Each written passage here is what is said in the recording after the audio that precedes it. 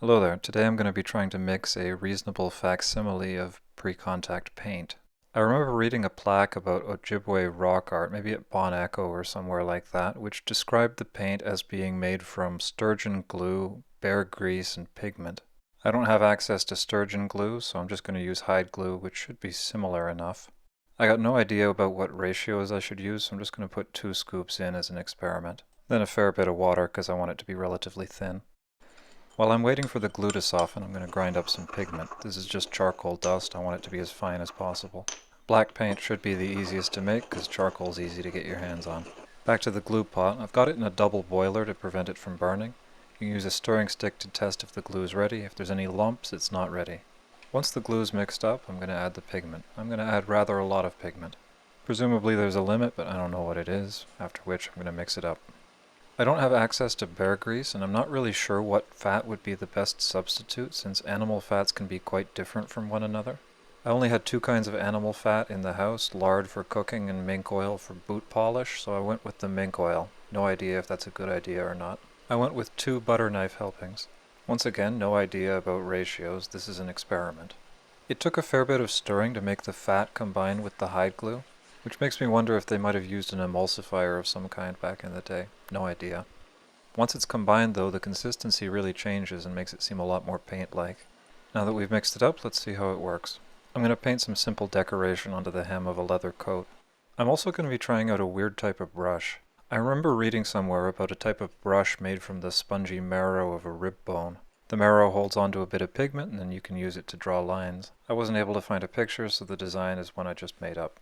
I'm really lousy with paint under the best of circumstances. I got shaky hands and I always seem to make a mess. These are not the best of circumstances, as the brush and the consistency of the paint are unfamiliar, so I'm going to be using a piece of cardboard as a guide and to keep the bulk of the coat clean.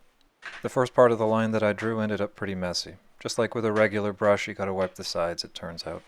I found that it was better to work with much less pigment on the brush than you'd expect. Better to do little segments of a line at a time and then move on.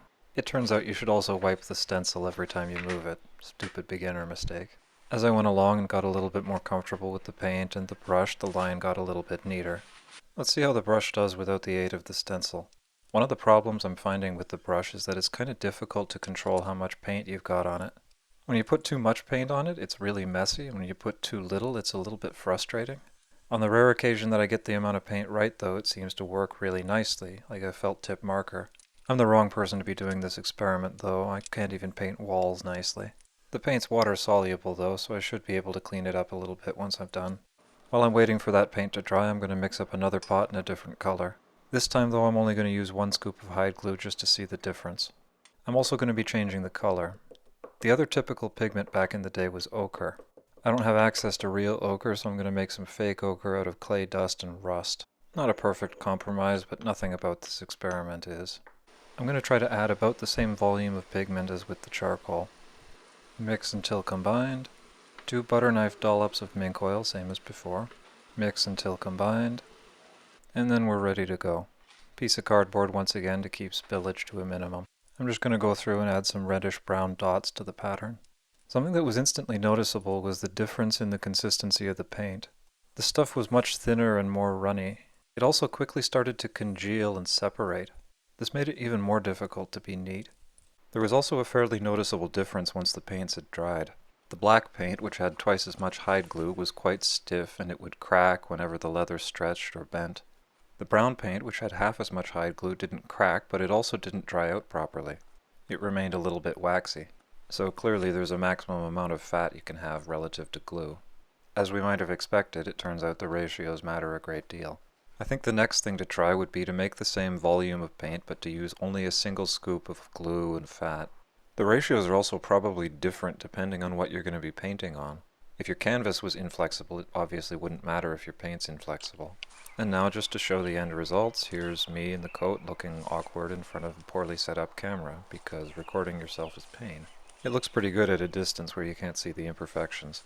What will likely happen as I wear this is the black paint will chip and flake off, and I'll have to redo this at some point, which suits me fine. I can do a nicer job.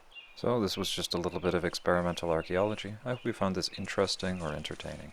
Thank you.